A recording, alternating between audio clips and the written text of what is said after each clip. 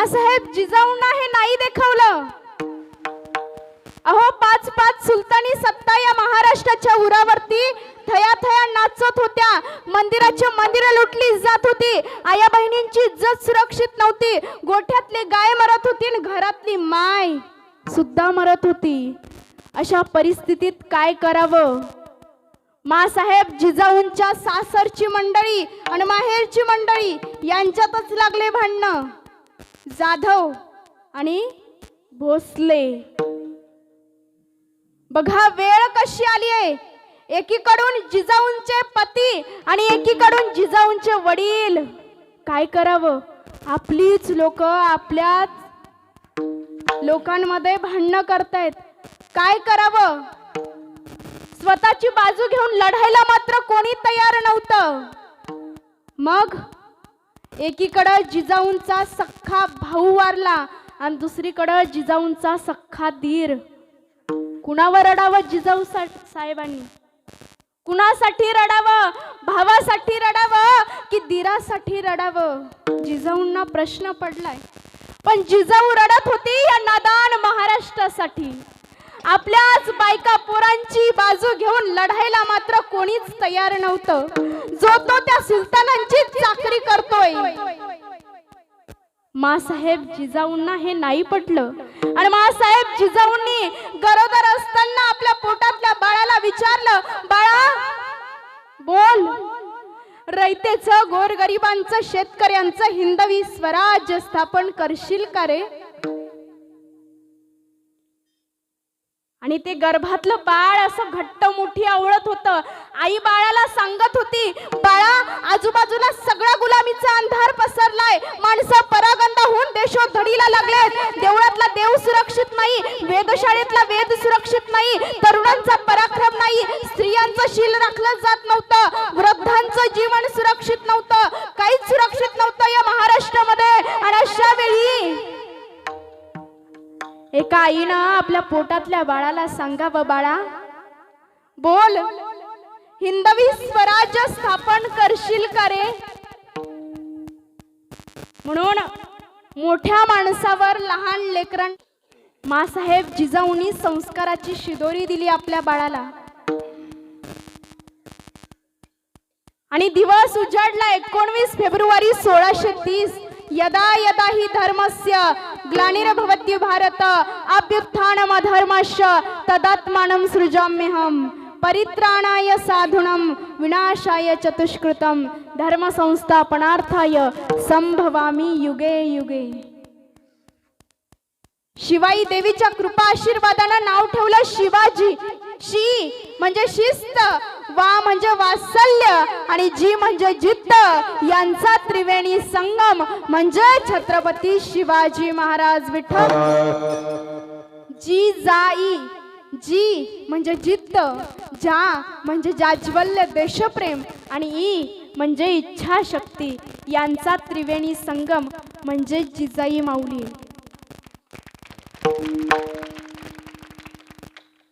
आईनं त्या बाळाला सांगावं, बाळानं तसं घडावं.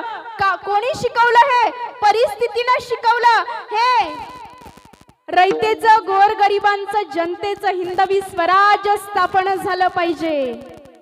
पुण्याची अवस्था काय झाली होती त्या काळी?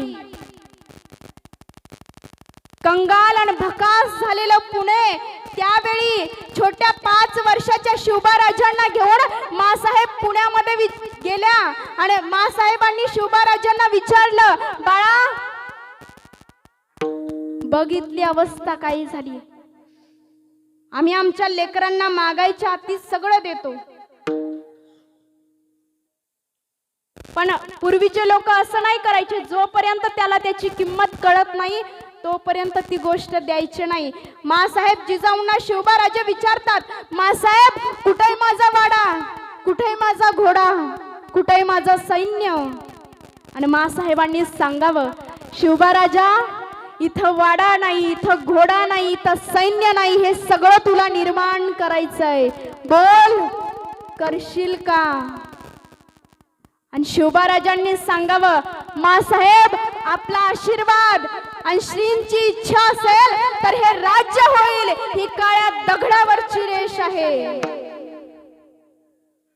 हे राज्य व्हावे ही श्रींची इच्छा, हे सामर्थ्य आहे चळवळीचे, जो जो करील तयाचे, परंतु तेथे भगवंताचे अधिष्ठान पाहिजे. या न्यायानं स्वराज्य आकाराला यायला लागलं. गोर गरिबांची, शेतकऱ्यांची मुलं शिवबाराजांचे सवंगडी बनले. तानाजी मालुसरे, येसाजी, कोंढाजी, शिवाकाशीत, बहिर्जी नाईक, जीवा माले सगळी लोक एकत्र केली. त्यांची जात बघितली नाही, त्यांचं दिसणं बघितलं नाही, त्यांचं असणं बघितलं राजांनी. रायप्पा महार, ज्योत्याजी मराठा, बहिर्जी रामोशी, जीवा माले नावी, रामजी महादेव कोळी, दत्ता रंगारी, सोनबा लोणारी, मायनाक भंडारी, राम माळी, संपत साळी, नाना शिंपी, दादा लोहार, मुरा लमण, सटवा मांग, नालबंद, गडशी, चांबार, लोहार, गारुडी, देशमुख, पाटील, आलुतेदार, बलुतेदार, 18 गड जातीचे लोक एकत्र केले आणि त्यांच्या साथीने पुण्याची अवस्था झाली आहे. अहो, त्या पुण्यामध्ये चपलांचं तोरण करून टांगलं आणि पहार रवली तिथं. आमचाच माणूस ज्याचं नाव मुरार जगदेव, आणि त्या पहारीला असं मानवी कवटी असलेलं मुंडकं अडकवलं. आणि या 3 गोष्टी जणू सांगत होत्या की जो कोणी इथं स्वराज्य स्थापन करण्याचा प्रयत्न करेल, जो कोणी इथं वस्ती करण्याचा प्रयत्न करेल, त्याच्या घरची अवस्था आम्ही अशी मसलमटासारखी करून टाकू. इतकी भयान परिस्थिती. पण अशा वेळी एका अमृताच्या वेलीने एका फळावरती संस्कार करावे. आमची आई संस्कार करते, पण मासाहेबांसारखे नाही. त्या मातेला पोटात असताना डोहाळे लागायचे. उठावं, हातामध्ये तलवार घ्यावी आणि सब सब सब सब सब यवनांच्या गर्दनी कापाव्यात. काय डोहाळे त्या मातेचे. आमच्या आईलाही डोहाळे लागतात. उठावं, हातामध्ये टीव्हीचा रिमोट घ्यावा आणि फाट फाट फाट फाट सिरियल बघून टाकाव्या. असे आमच्या आईचे डोहाळे. नाहीतर मग काळी माती खावीशी वाटती, चिंच खावीशी वाटती, कैरी खावीशी वाटते. पण मासाहेब जिजाऊ घडल्या म्हणून शिवबाराजे जन्माला आले, शिवबाराजे वाढले, शिवबाराजांनी स्वराज्य स्थापन केलं. आमची आई पोराला सांगते, बाळा शिवाजी व्हायचं असतं, बरं बाळा शिवाजी व्हायचं असतं. कोणाच्या आद्यात जायचं नसतं, कोणाच्या मध्यात जायचं नसतं. आपण फक्त घरात बसून राहायचं असतं. आणि बाळा शिवाजी व्हायचं असतं. शाळेत सहलीला गेलास तर बसच्या मधोमध बसायचं असतं, कारण मागून ठोकलं काय पुढून ठोकलं काय आपण मात्र वाचायचं असतं. आणि बाळा शिवाजी व्हायचं असतं. शाळेत डब्बा नेलास, भाजी कोणाला द्यायची नसती, कोणाला दाखवायची सुद्धा नसती, आपण आपली बसून खायची असती. आणि बाळा शिवाजी व्हायचं असतं. हॉस्टेलला शंकरपाळी नेलास, कोणाला दाखवायचे नसतात, कोणाला द्यायचे सुद्धा नसतात, आपण आपल्या कोपऱ्यात बसून खायचे असतात. आणि बाळा शिवाजी व्हायचं असतं. कुठल्या कार्यक्रमाला जायचं नसतं, पट्टी तर अजिबात द्यायची नसती, आपण फक्त वट्ट्यावर बसून लांबून कार्यक्रम बघायचा असतो. आणि बाळा शिवाजी व्हायचं असतं. येतील का शिवराय जन्माला? बाळही लई हुशार. बाळ म्हणतो, माय बरोबर आहे तुझं, बाळानं शिवाजीच व्हायचं असतं. पण माय त्याआधी मायनं जिजाऊ आणि बापानं शहाजी व्हायचं असतं. मायनं जिजाऊन बापानं शहाजी व्हायचं असतं. ज्यावेळी आमच्या घरामध्ये जिजाऊ जन्माला येईल, शिवबाराजे घडायला वेळ नाही लागणार. मासाहेब जिजाऊंनी 2 छत्रपती घडवली. छत्रपती शिवाजी महाराज आणि धर्मवीर छत्रपती संभाजी महाराज. छत्रपती शिवाजी महाराजांकडून आम्हाला कसं जगावं हे समजल्याच्या नंतर या मातीला कसं मरावं हे शिकवणारे धर्मवीर छत्रपती संभाजी महाराज. आजी बनून मासाहेब जिजाऊंनी शंभूराजांवर संस्कार केले. पण आज त्या छत्रपती धर्मवीर शंभूराजांचे विचार आमच्या तरुण पिढीला ऐकण्याची गरज आहे. मर्द आमचा जिता आहे पिऊन थोडा खंबा, मर्द आमचा जिता आहे पिऊन थोडा खंबा, मरणालाही लाजवणारा कुठं दिसत नाही संबा. अरे देशासाठी धर्मासाठी मरणाला कवटाळणारा शंभूराजा इथं घडेल काय? आणि सांगा सांगा स्वराज्याला शिवरायांचं सपन पुन्हा पडेल काय? शिवरायांचं सपन पुन्हा पडेल काय?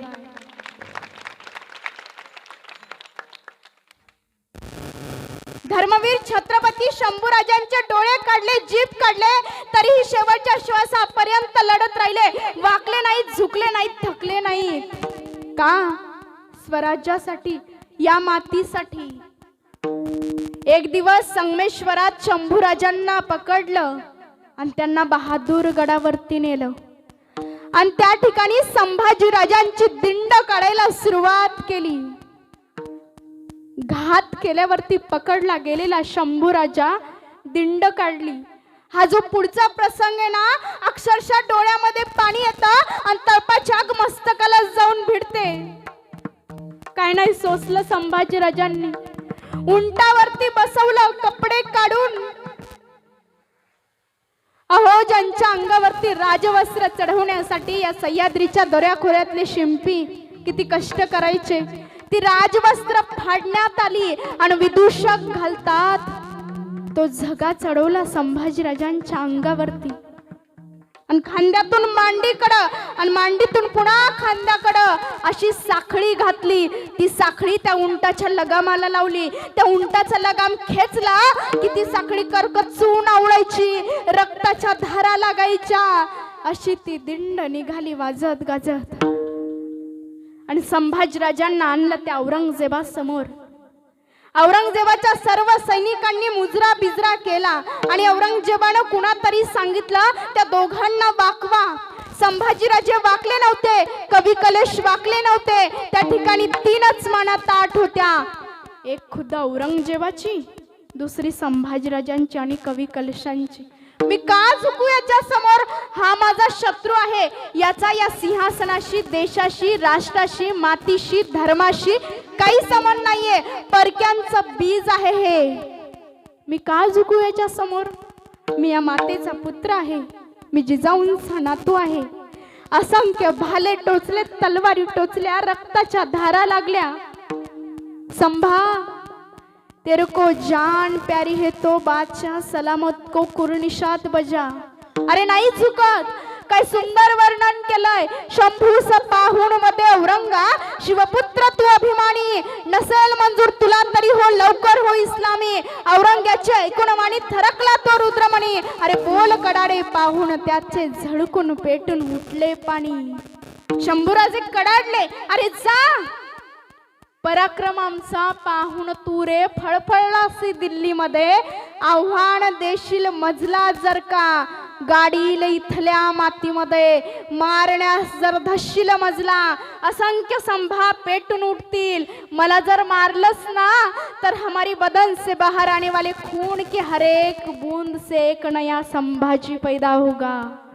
असंख्य संभा पेटून उठतील. पेटून उठल्यावरती तुझला महाराष्ट्रामध्येच पुरतील. स्वीकारण्यास तू सांगत असशील चांद तारा हिरवा. अरे तोडून टाकील हिरवा. दिल्लीवरती रोविन भगवा, दिल्लीवरती रोविन भगवा. तो जो स्वाभिमान, तिथं त्या दरबारावरती वाकले नाहीत, झुकले नाहीत. असंख्य हाल अपेष्टा, खायला अन्न नाही, प्यायला पाणी नाही. कोण नख उपटताय सांडशीनं. कधीतरी साधा नेल कटर नखाला लावताना फक्त नख ओढून बघा काय होतं. सांडशीनं नख उपटलेत आमच्या राजांची. तुझे किल्ले आम्हाला दे. नाही देणार, नाही वाकणार, नाही चुकणार, असं रोज चाललंय. पिसाळला औरंगजेब. कारण असं आहे, संभाजीराजे कैद आहेत, पण अभिमानाची गोष्ट म्हणजे येसुबाईंचं कुंकू कैदेत पडल्या औरंगजेबाच्या. काय करावं तिनं? जावं औरंगजेबाच्या समोर आणि हात जोडून म्हणावं, माझ्या पतीला सोडा, मी हे राज्य, हे किल्ले, हे सगळं तुमच्या ताब्यात देईन. असं करता आलं असतं, पण नाही केलं. कारण ती येसुबाई होती, मासाहेब जिजाऊंची नातसून होती, छत्रपती शिवरायांची सुनबाई होती आणि धर्मवीर शंभूराजांची वीर पत्नी होती. पती कैदेत असताना सुद्धा त्यांचं एक पत्र आढळतं. ते पत्र राजगडच्या किल्लेदाराला दिलंय. काय शब्द वापरलेत येसूबाईंनी, राजे कैदेत आहेत म्हणून हरू नये, जोपर्यंत येसू रायगडावर आहे तोपर्यंत एकही किल्ला पडता कामा नये. अरे काय मराठी स्त्रियांचं शौर्य, काय हिंदू स्त्रियांचं शौर्य. राजा पकडलाय तरी किल्ला मिळत नाही, राज्य पडत नाही. याना औरंगजेब चिडला, पिसाळला तो आणि तो म्हटला, जाऊ संभा को मारो, कैद करो. सैनिक यायचे, मारायचे, ठोकायचे, चोपायचे. संभाजीराजे हारत नाहीयेत, वाकत नाहीयेत, झुकत नाहीयेत. सैनिक परत जायचे. क्यों, क्या हुआ? संभा रोया? संभा हारा भी नहीं, संभा रोया भी नहीं. क्यों? अरे ये खुदा, ये कैसा दुश्मन दिया तूने मुझे. मी याला मारू शकत नाही, हारू शकत नाही, याचे किल्ले पडत नाहीत, करू तरी काय. ये मराठे क्या खिलाते अपने बच्चों को कि राजा कैद असताना सुद्धा हे लढतायत. यानं हुकूम सोडला, संभा की आंखें निकालो, हे डोळे काढा म्हटले. जल्लाद पुढे आले, हातामध्ये सळया, टोकदार सळया निखाऱ्यावर धरून लाल बुंद केल्या. लाल बुंद केलेल्या सळया सांडशीमध्ये धरून जल्लाद पुढे आले. तेजपुंज तेजस्वी डोळ्यात पाणीदार नेत्र शंभूराजांचे. शंभूराजांना बांधलेला आहे. ती अशी भरदार छाती, आई जगदंबेचं नाव घुमतंय त्या छातीमध्ये. का आलं नसेल शंभूराजांसमोर शेवटची दृष्टी, शेवटची सृष्टी. आबासाहेब, मासाहेब जिजाऊ, तानाजी काका, नेताजी काका, येसाजी काका, प्रतापराव, काय फिरलं नसल.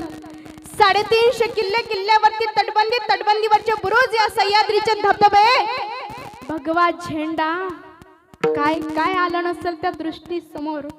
मुखातून फक्त नाम घोष करताय, जगदंब जगदंब. आई भवानी यश दे. त्या डोळ्यासमोर सळया आल्या, त्या डोळ्यामध्ये सळया शिरल्या होत्या. रक्ताची आणि पाण्याची धार लागली. भुबुळ संपली, दृष्टी संपली, सृष्टी संपली. नजर गेली, डोळे गेले, पण या महाराष्ट्रातला, या हिंदवी स्वराज्यातला एकाही किल्ल्याचा चिरेबंदी बुरुज औरंगजेबाच्या हातात गेला नाही. याला संभाजी महाराज म्हणतात.